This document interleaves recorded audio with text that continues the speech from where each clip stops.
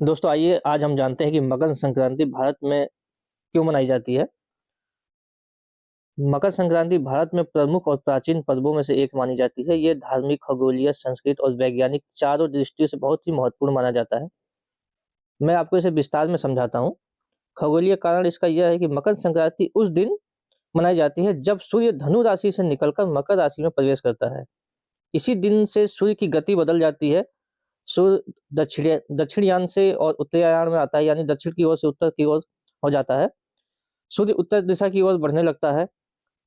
दिन बड़े और रात छोटी होने लगती है। और शीत ऋतु का जो मौसम होता है वो धीरे धीरे कम होने लगता है। यह पर्व आमतौर से 14 और 15 जनवरी को मनाया जाता है। दोस्तों इसका धार्मिक महत्व एक ये भी है कि हिंदू धर्म में मकर संक्रांति को अत्यंत शुभ माना जाता है।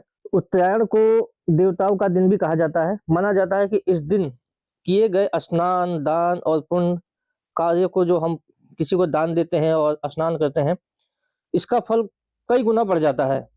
जैसे गंगा, यमुना, गोदावरी जैसी पवित्र नदियों में स्नान विशेष महत्व माना गया है इसमें। आज भी आप जानते होंगे कि हमारे गांव में जो हमारे दादा या पापा, बड़े पापा ऐसे लोग हैं जो पुराने लोग हैं, अभी भी वो गंगा स्नान के लिए जाते हैं। और माना जाता है कि भीष्म पितामह ने भी महाभारत में अपने देह के लिए उत्तरायण को ही चयन किया था।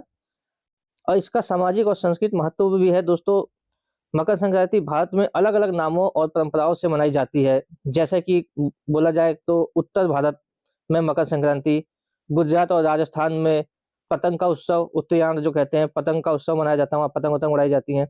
पंजाब में लोहड़ी के रूप में, तमिलनाडु में पोंगल के, असम में भोगाली बिहू के कहा जाता है। और महाराष्ट्र में तिल और गुड़ का आदान प्रदान किया जाता है।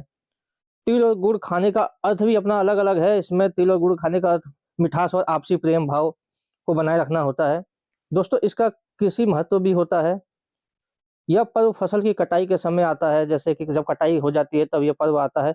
किसान अपनी नई फसल के लिए ईश्वर का धन्यवाद करते हैं। यह नई आर्थिक और कृषि चक्र की शुरुआत का प्रतीक भी है। पोंगल और बिहू जैसे त्योहार में सीधे कृषि से ही जुड़े हुए हैं। दोस्तों इसका वैज्ञानिक और स्वास्थ्य कारण भी है। जैसे कि तिल और गुड़ जैसे हम लोग खाते हैं, कई कई आप देखा होगा कि हमारे घर में भी तिल और गुड़ बनता है। तो तिल और गुड़ शरीर को गर्मी देते हैं, जो सर्दियों के मौसम में लाभकारी होते हैं। सूर्य के उत्तरायण होने से शरीर में ऊर्जा का संचार बढ़ता है। सूर्य स्नान और प्रातःकालीन स्नान स्वास्थ्य के लिए लाभदायक माने जाते हैं।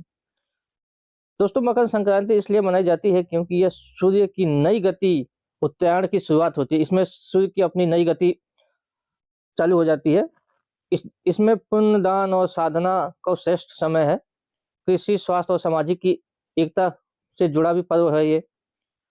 यह पर्व हमें प्रकृति के साथ मेल जोल, पॉजिटिव ऊर्जा या नई शुरुआत का संदेश भी देता है। तो दोस्तों आपको मकर संक्रांति की जानकारी कैसी लगी हमें कमेंट करके जरूर बताएं।